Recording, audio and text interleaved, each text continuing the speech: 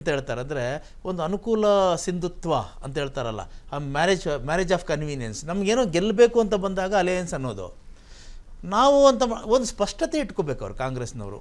ಏಕಾಂಗಿಯಾಗಿ ನಾನು ಗೆದ್ದು ಇಡೀ ಇದು ದೇಶದಲ್ಲಿ ನಾನು ಪ್ರಬಲ ರಾಷ್ಟ್ರೀಯ ಪಕ್ಷವಾಗಿ ಬೆಳಿತೀನಿ ಅಂತ, ಅವಾಗ ಅಲಯನ್ಸ್ ಅನ್ನೋದು ಬೇಕಾಗಿರಲ್ಲ.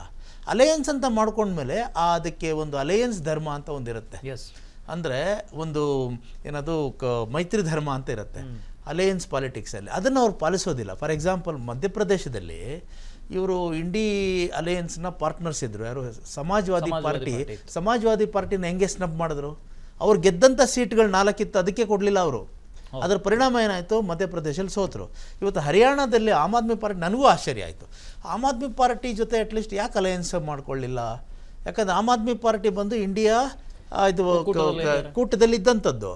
ಇವ್ರೇನು ಮಾಡಿದ್ರೆ ಅವಾಗಲೇ ನನಗೊಂದು ಡೌಟ್ ಬಂದಿತ್ತು. ಈಗೇನಂದರೆ ನಾವು ಸುಮ್ಮನೆ ಸಿಂಪಲ್ ಕ್ಯಾಲ್ಕುಲೇಷನ್ ಒಳಗೆ ಹೋದರೆ ಟ್ರಯಾಂಗ್ಯುಲರ್ ಇದು ಫೈಟ್ ಅಂತ ಆದಾಗ ಒಂದು ವೋಟ್ ಡಿವೈಡ್ ಆಗಿಬಿಟ್ಟು ಇನ್ನೊಬ್ಬರಿಗೆ ಅನುಕೂಲ ಆಗುತ್ತೆ. BJP ಇಲ್ಲಿದೆ, ಕಾಂಗ್ರೆಸ್ಸು ಆಮ್ ಆದ್ಮಿ ಪಾರ್ಟಿ ಒಂದು ಕಡೆ ಇದ್ದಾಗ ಬೇರೆ ಬೇರೆ ಹೋದಾಗ BJPಗೆ ಅನುಕೂಲ ಆಗಲೇಬೇಕಲ್ಲ, ಕನ್ಸಾಲಿಡೇಷನ್ ಆಗಲೇಬೇಕಲ್ಲ. ನಾನೇನು ತುಂಬ ಹರಿಯಾಣದ ಬಗ್ಗೆ ಇದನ್ನು ಗ್ರೌಂಡ್ ಲೆವೆಲಲ್ಲಿ ಹೋಗಿ ಇದು ನಾನೇನು ತಿಳ್ಕೊಳಕ್ಕೆ ಹೋಗಿಲ್ಲ, ಆದರೆ ಮೇಲ್ನೋಟಕ್ಕೆ ಕಾಣಿಸಿದ್ದು ನನಗೆ ಹಾಗೆ. ಅಂದರೆ ಕಾಂಗ್ರೆಸ್ಸು ಇಲ್ಲೆಲ್ಲೋ. ವಿಜಯೇಂದ್ರ ಅವರು ಮಾತಾಡ್ತಾ ಇದ್ದಾರೆ, BJP ರಾಜ್ಯಾಧ್ಯಕ್ಷರು. ಎಸ್ ಸರ್, ಹೇಳೋಣ ಬೇರೆ. ಜಮ್ಮು ಕಾಶ್ಮೀರದಲ್ಲಿ ಒಂದಷ್ಟು ಬದಲಾವಣೆ, ಯಾಕಂದರೆ BJP ಬರದೇ ಹೋದ್ರು ಕೂಡ ಅಲ್ಲಿ ಸಾಧನೆ ಮಾಡುವಂಥ ಕೆಲಸವನ್ನು ಮಾಡ್ತಾ ಇದೆ. ನೋಡಿ, ಅಲ್ಲಿ ಜನ ಏನು ನರೇಂದ್ರ ಮೋದಿಜಿಯವರ ನಾಯಕತ್ವದಲ್ಲಿ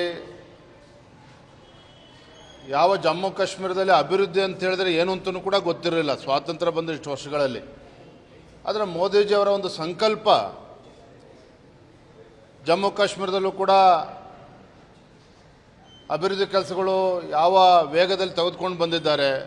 ಭಾಳ ಪ್ರಮುಖವಾಗಿ ಕಾನೂನು ಸುವ್ಯವಸ್ಥೆ, ಅಲ್ಲಿರ್ತಕ್ಕಂಥ ದಲಿತರಿಗೂ ಕೂಡ ಆರಕ್ಷತೆಯನ್ನು ಕೊಡ್ತಕ್ಕಂಥದ್ದು, ಇವೆಲ್ಲವೂ ಕೂಡ ಅನೇಕ ಹೊಸ ವಿಚಾರಗಳ ಮಧ್ಯೆ ಭಾರತೀಯ ಜನತಾ ಪಾರ್ಟಿ ಕಡೆ ಒಲವನ್ನು ಅಂತೂ ನಿಶ್ಚಿತವಾಗಿ ತೋರಿಸಿದ್ದಾರೆ. ಅಲ್ಲಿ ಹತ್ತತ್ರ 30 ಸ್ಥಾನಗಳು ಹತ್ತತ್ರ ಈಗಾಗಲೇ ಭಾರತೀಯ ಜನತಾ ಪಾರ್ಟಿ ಮಹೇಶಣ್ಣ ತಗೊಳ್ತಾ ಇರ್ತಕ್ಕಂಥದ್ದು ಕೂಡ ಉತ್ತಮ ಬೆಳವಣಿಗೆ.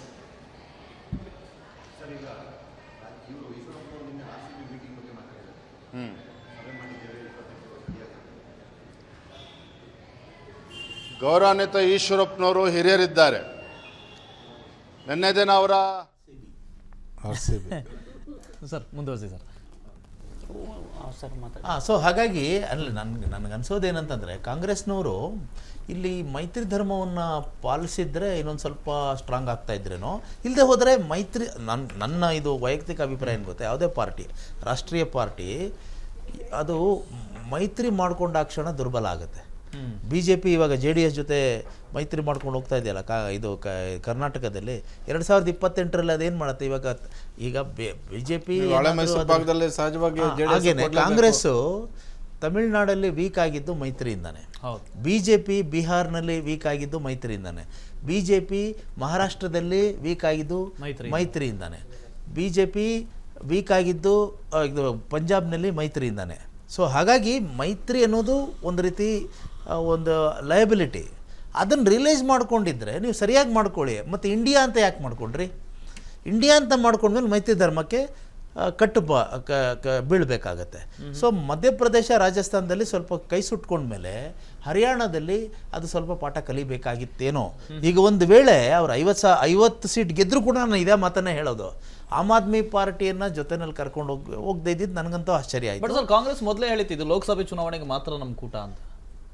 ಆಯಾ ರಾಜ್ಯದಲ್ಲಿ ಬಂದಾಗ ನಾವು ನೋಡ್ತೀವಿ. ಕರೆಕ್ಟ್. ಆದರೆ ಇವಾಗ ಏನಾಗುತ್ತೆ, ನೀವು ಒಂದು ಕೂಟ ಮಾಡಿಕೊಂಡು ನಾವೆಲ್ಲ ನಾವು BJP ವಿರುದ್ಧ ಇದ್ದೀವಿ ಅಂತ ಹೇಳಿದವರು ಅದು ನಿಮಗೆ ಥಿಯರಿಟಿಕಲ್ ಆಗಿ ಹೇಳ್ಕೊಳಕ್ಕೆ ಸರಿ ಇರುತ್ತೆ.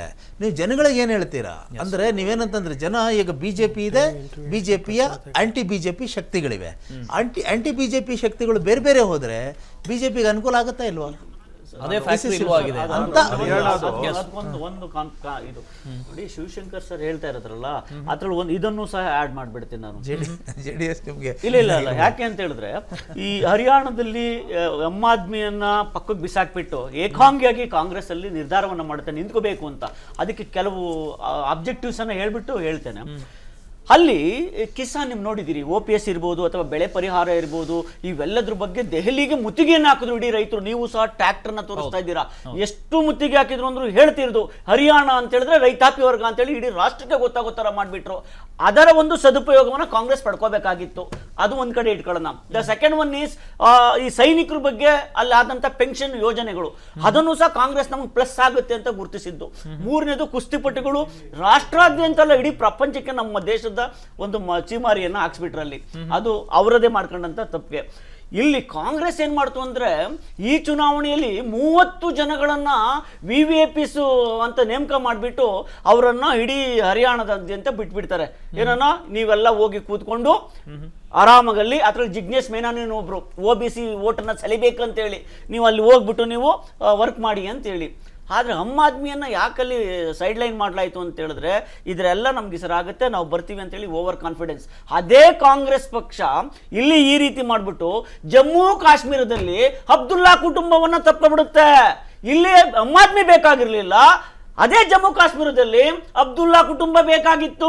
ಯಾಕೆ ಅಬ್ದುಲ್ಲಾ ಕುಟುಂಬ ಬೇಕಾಗಿತ್ತು ಅಂತ ಹೇಳಿದ್ರೆ ವಿತೌಟ್ ಅಬ್ದುಲ್ಲಾ ಕುಟುಂಬ, ವಿತೌಟ್ ಮುಫ್ತಿ ಕುಟುಂಬ, ವಿತೌಟ್ ಗುಲಾಂ ನಬಿ ಆಜಾದ್ ಕುಟುಂಬ, ಅವ್ರು ಯಾರು ಇಲ್ಲ ಅಂದ್ರೆ ಅಲ್ಲಿ ಯಾವುದೇ ಪಕ್ಷ ಸರ್ಕಾರವನ್ನ ರಚನೆ ಮಾಡೋದಕ್ಕೆ ಅಷ್ಟು ಸುಲಭ ಅಲ್ಲ. ಇಲ್ಲಿ ನೋಡಿ, ಈ ಚುನಾವಣೆಯಲ್ಲಿ ಅನುಕ್ಷಣದ ಸುದ್ದಿಗಳಿಗಾಗಿ ವಿಸ್ತಾರ ನ್ಯೂಸ್ ಯೂಟ್ಯೂಬ್ ಚಾನೆಲ್ ಸಬ್ಸ್ಕ್ರೈಬ್ ಮಾಡಿ. ಹೊಸ ಸುದ್ದಿಗಳ ನೋಟಿಫಿಕೇಶನ್ಗಾಗಿ ಬೆಲ್ ಐಕಾನ್ ಕ್ಲಿಕ್ ಮಾಡಿ. ಲೇಟೆಸ್ಟ್ ಅಪ್ಡೇಟ್ಸ್ಗಾಗಿ www.vistaranews.com ವೆಬ್ಸೈಟ್ಗೆ ವಿಸಿಟ್ ಮಾಡಿ. ಅಂಗೈಯಲ್ಲೇ ಜಗತ್ತಿನ ಸುದ್ದಿ ತಿಳಿಯಲು ವಿಸ್ತಾರ ನ್ಯೂಸ್ ಕನ್ನಡ ಆಪ್ ಡೌನ್ಲೋಡ್ ಮಾಡಿ.